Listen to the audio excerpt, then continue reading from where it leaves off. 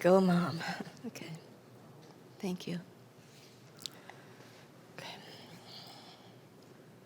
Good morning. I want to thank Pastor Andy for inviting the band, the tall order, and for me to speak. Thank you for trusting me. I also want to acknowledge my family here in the front row who flew in. They specifically flew in to provide their presence, knowing that my vulnerability today will extend to create their own. Zach and Nick, my sons, thank you. Josie, my sister, thank you. And Javi, my little brother, thank you.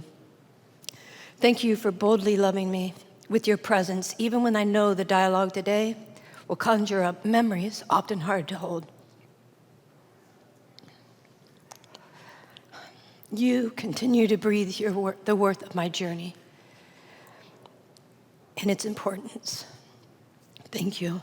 And to my friends who most often do not find their way to church on a Sunday morning, but today you did so as an act of kindness and love and encouragement for me, I'm grateful. My name is Julie Rocco, and before I begin, I need to take a deep breath. Okay. Oh yeah, and then a longer exhale. Thank you, Rachel. This breath, it grounds me, and it reminds me that life still flows through me. It's not easy for me to stand here before you and speak my truth. It's not polished or perfect, but it is sacred. It's honest, and I believe it may become a light at the end of someone's tunnel. So you never really know what someone carries, their history, their present, their pain, their grief, their heartache, their happiness, their hope, their healing. We wear different masks to hide the same ache. But this morning in this space, I'm going to set my mask aside, the masks that cover my scars, and reveal a heart cracked open with the permission to let the light shine through again. I'm both a suicide loss survivor and a suicide ideation and attempt survivor. I lost someone I dearly loved to suicide, and I nearly lost myself the same way. There are pieces of me scattered across those chapters of my life and memories that still deeply sting. And there are moments that still surprise me with their softness and tenderness. I do recognize my words this morning may feel very heavy, and perhaps they always will be. But they are also holy because they hold God's grace and mercy and bear witness to my resurrection as well as others. My story's woven with complexity. When my partner, Steph, died by suicide, it was as if everything that once held me, hope, connection, faith, began to fray thread by thread, and soon even those threads slipped through my tired hands. The deafening echo of why, Steph? And then, why me? And how will I ever move past this pain? There were days when the pain was so loud that I couldn't hear anything else. It was like a civil war inside my mind. Those thoughts were fighting thoughts, and logic battling emotion. Memories turned against me. I often imagine it like soldiers marching across the battlefield of my brain, unrelenting, ordered, armored in despair. They stomped out my joy, my hope, my connection, until there was nothing but the thunder of their boots and the tension of this war. And in those moments, those marching soldiers weren't just faceless pain. They took on the voice of the people I loved and who loved me. They were my family members and my friends, pleading with me to stay, begging me to shed guilt and shame and blame that was slowly burying me. And others became the voices of her family and friends, blaming and shaming me for her suicide. The guilt sat heavy like a cross that I could no longer carry, crucified by words of condemnation. And this is the cruelty of suicide. It twists grief into guilt, and it tempts us to find someone to blame, to make sense of the senseless. But when that blame lands on a person already crushed by the pain, it can finish what despair started. So please do not do this to someone. Do not pile blame and shame atop their sorrow. Do not turn your grief into someone else's undoing.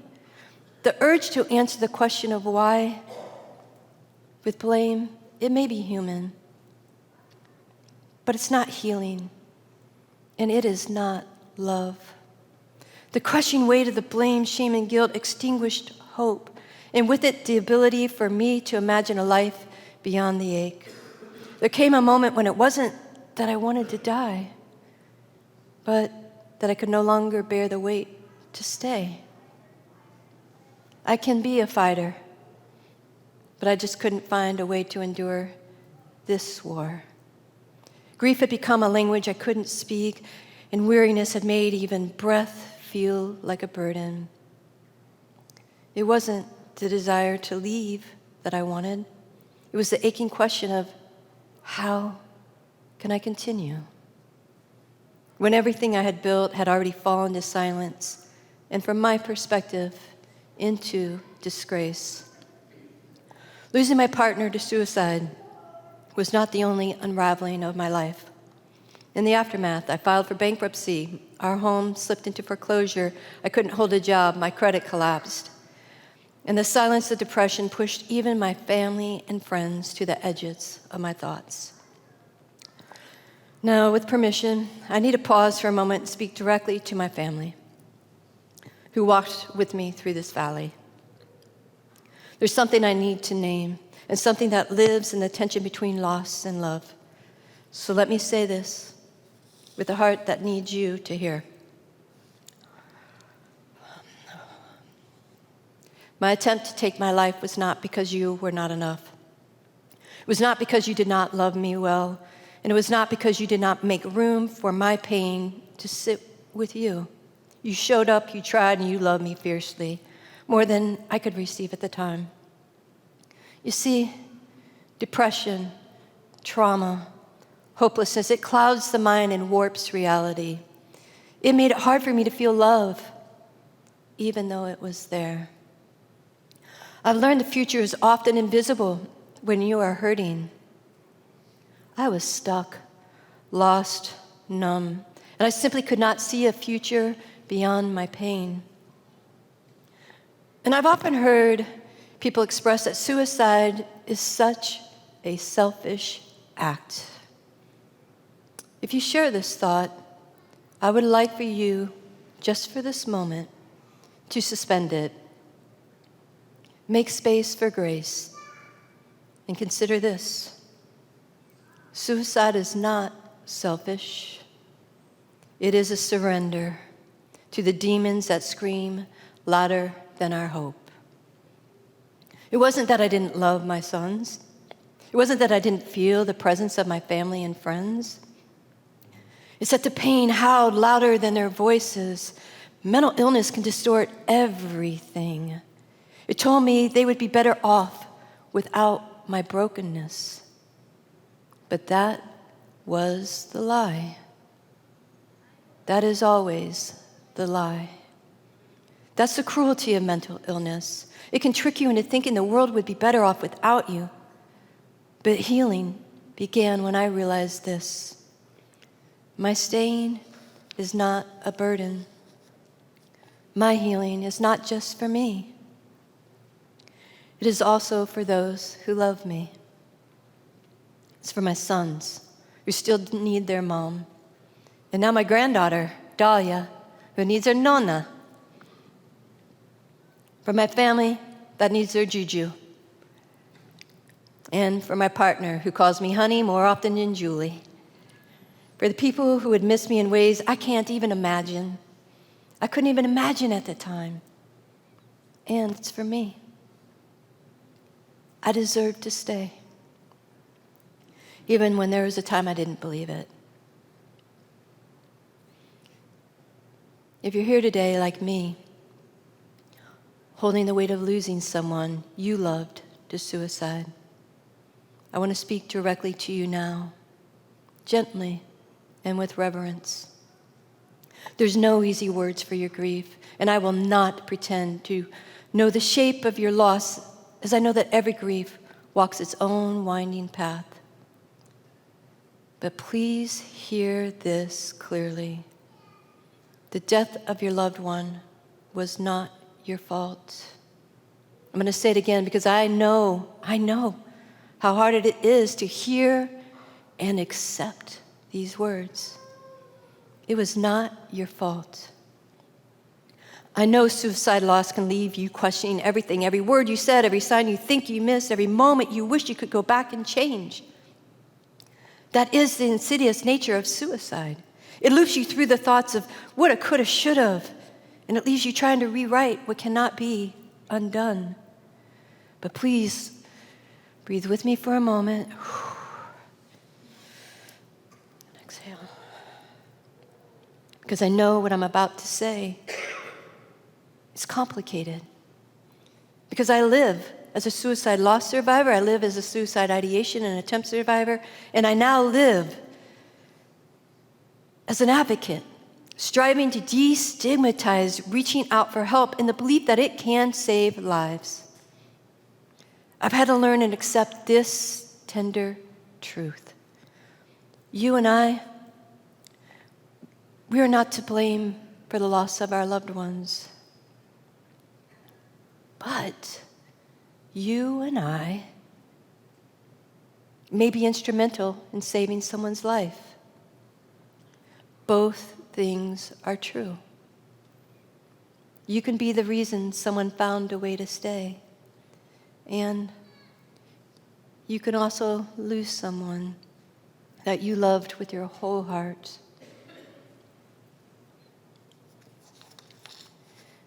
This is where faith gives us language that the world often cannot. In Romans 8:38-39, we're reminded, "For I am convinced that neither death nor life, neither angels nor demons, neither the present nor the future, nor anything else in all creation will be able to separate us from the love of God." That means our connection to one another and to God is not broken by tragedy. Your loved one is not forgotten. You are not forsaken. Let yourself grieve with grace. And let yourself live, truly live, in honor of their memory, not in the shadow of your pain or theirs. Let yourself remain open to be a bridge for someone else's healing. And as we step into the space of holding both these truths, that we may lose someone to suicide that we loved dearly, no matter our efforts, while also believing the prevention of suicide is possible. I want to share an initiative I created called What I Would Have Missed. It was birthed as a quiet reflection. After I began my journey of finding hope and healing, I started to realize just how many moments I would have missed had I left this world. It began as a personal practice. I began writing moments I would have missed down in my gratitude journal, big and small moments, like celebrating my son's birthday in Mexico, inhaling the sunrise on a cool fall morning, holding my father's hand as he took his final breath, witnessing Nick become a dad, and now I have a granddaughter. My partner and I gathering with our family and friends to play games, sing karaoke, and laugh over dinner. In the moment, I looked in the mirror, and I no longer saw shame, just forgiveness and love. I began to realize there is so much beauty we don't know is waiting for us. What I would have missed is no longer just my gratitude list or a moment of pause when my alarm goes off every day to take a brief moment for gratitude. It's a message. It's a movement. It's an offering. Where suicide ideation and attempt survivors, we reflect on our moments we would have missed. Because when we name what we almost missed, we give others permission to imagine what they may still live to see. In suicide loss survivors, we also reflect on the moments that our loved ones have missed sharing with us. These missed moments often become our deepest ache. And when we speak them aloud, we do more than grieve. We give remembrance to the ones we've lost, and we remind the world a life taken leaves behind a silence echo.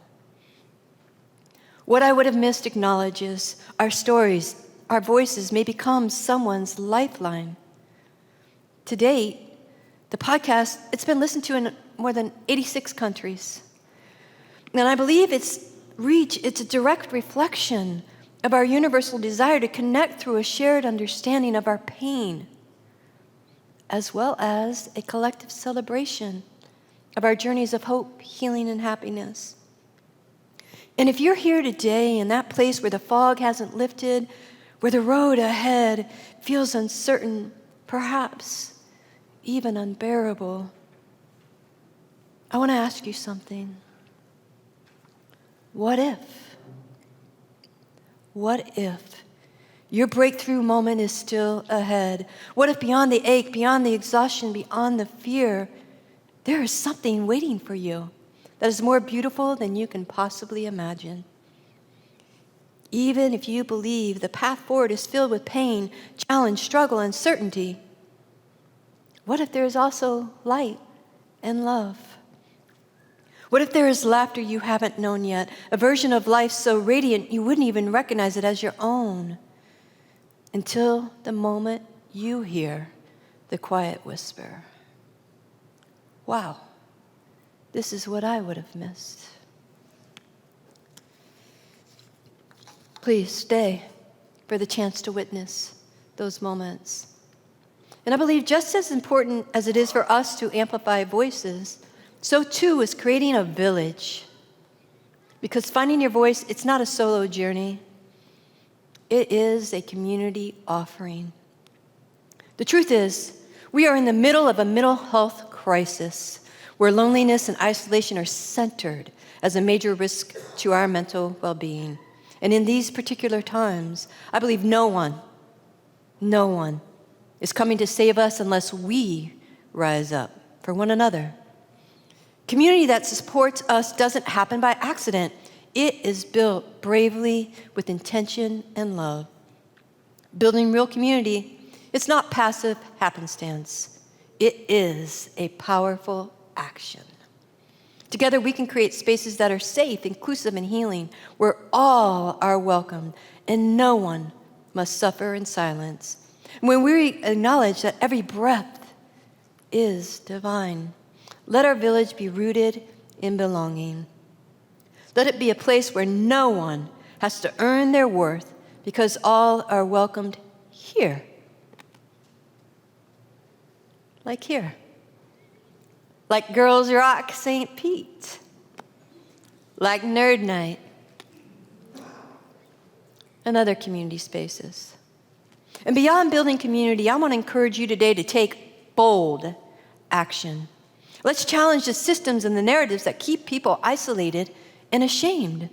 Let's demand better access to mental health care, not just for ourselves, but for our neighbors, for the children, for our community. Let's call out stigma when we hear it, and let's speak up when policies ignore the most vulnerable among us. Because silence is not neutral. It is complicity. And we can't afford to be silent anymore at any time, but I am compelled to elevate this call, especially during Pride Month, when so many in our community are still fighting just to be seen, accepted, and safe. while others would simply hit the backspace button to erase their existence. L, G, B, and a backspace button. Not on our watch.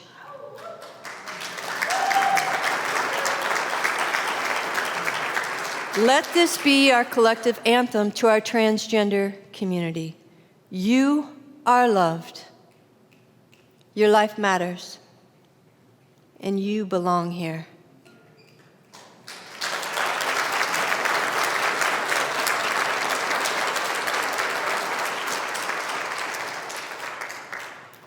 Now, I want to bring an awareness and an urgency to my message today. I want us all to take this truth in. And it's a tough truth that I'm asking you to take in. Just now, while I've been here, standing, about 20 minutes, statistically about 20 people have died by suicide in the United States, just in this moment. 400 others have attempted suicide, while hundreds have reached out for help by calling 988, texting a friend, making an appointment with a mental health professional, or walking into a hospital, or perhaps a church. These numbers are staggering, but they are not just numbers. They are people, names, faces, futures, lost and still to be lived. So as I begin to close, I want to speak again to the person that may be here holding heartache, pain, struggle, uncertainty without knowing how to take a step towards healing. I want you to know help is available. Mental health and mental illness challenges exist on a wide and complex spectrum. For some, it's conversation or community that can be a place of healing. For others, like me, the path to healing requires professional care, perhaps medical support, therapy, or medication. There's no one-size-fits-all solution. In reaching out for medical intervention, it is not a personal failure. It is wisdom, and it is an act of self-love. You do not have to carry your pain alone. You are worthy of support and healing. You can dial 988. That is the Suicide and Crisis Lifeline. It's available 24 hours a day, and we can also provide you information on additional resources. I want to encourage you. If you've tried to get help before and it didn't work, try again. If the first therapist, the first program, the first conversation didn't bring relief, don't give up. Keep going. Keep reaching. Help doesn't always arrive in the form we think it might. Keep searching. You are worth the effort. And as I close, let this be our collective prayer, that fewer people suffer in silence tomorrow because we showed up today. And let this be our collective breath. You are so deeply loved. Thank you so much for allowing me this time today.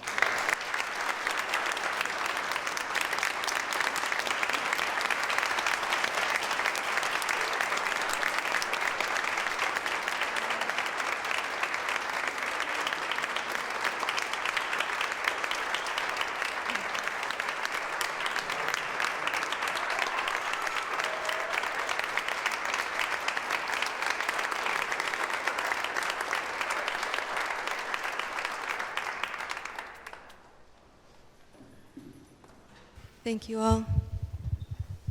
Oh, I was a camper. I'm 50-something years old camper with Ladies Rock Camp. And there was a moment. So rock and roll is one aspect of Ladies Rock Camp. It's really pretty cool the way they balance also a space of introspection. And one of those spaces was deep breathing with a member of our board, actually, Monica, through the Brown Care Collective. And we were doing a meditation with journals. And when I did that, just, a moment of stillness. I wrote down a line, 2 lines, said, "Girl, you are so beautiful, and everything that's magical." I was thinking about my granddaughter, Dahlia. I didn't know what I was going to do with those lines. And then I just started getting in this space of thinking about life and reflection. And when I ended up at the hospital after I was discovered, and they made me sign that I would not attempt to take my life again. And the research is showing that perhaps that's not the best thing to do. They're still researching that because it's really hard to make that level of commitment when you're in that space. But it's like, all right, I'll sign here. I needed to do it for my family, for my friends, for the medical care. And so I started thinking about it. What if it's just a commitment that I'll see you tomorrow?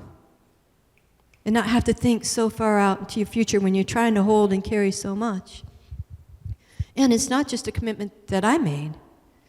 It was a commitment that the people who loved me poured into over and over and over. And so this song is a reflection on my journey.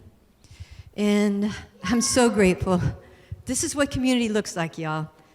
A band. And then Kara was our coach, Coach Kara, in the house. She's incredibly talented. And then, this is what happens when you build community.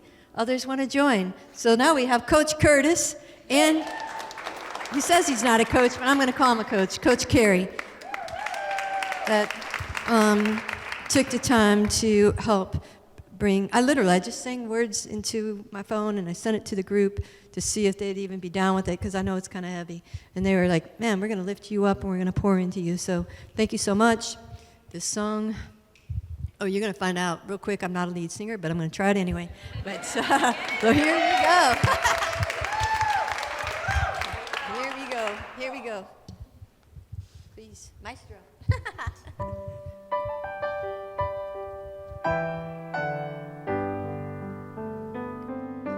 I open my eyes 'cause I'm alive. They say God had other plans that I can't understand. So I stand on the line that swears it's my last time, a heavy burden to hold.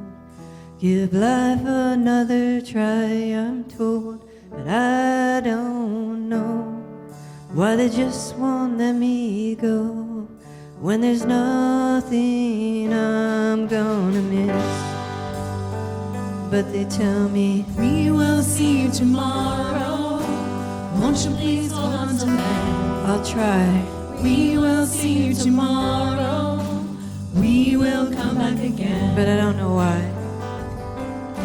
I hold the hand of the greatest man I've ever known, to let him know he's not alone. I whisper I love you as my heart is breaking. One final breath, I say I'm already missing you.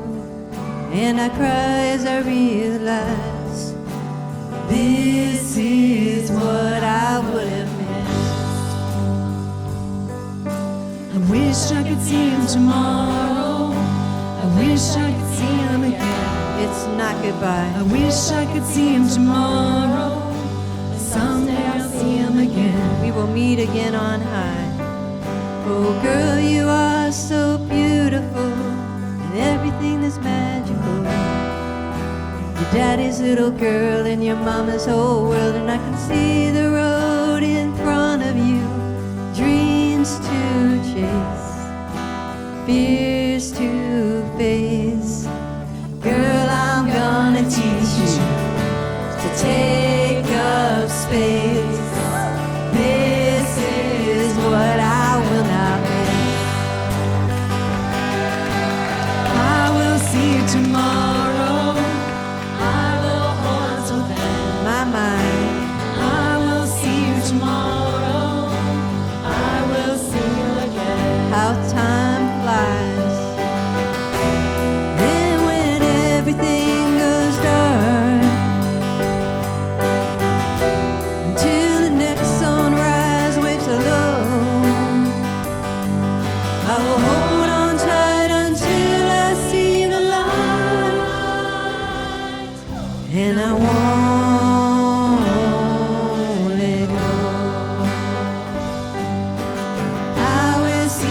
tomorrow.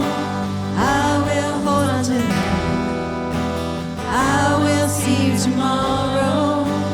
I will see you again. Now I look around at all the love I found, and I close my eyes.